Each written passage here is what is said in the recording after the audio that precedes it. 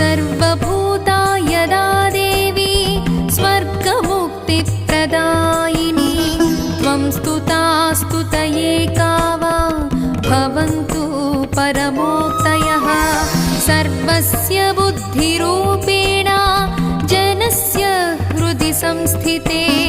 स्वर्गापवर्गदे देवी नारायणि नमोऽस्तुते कलाकाष्ठादिरूपेण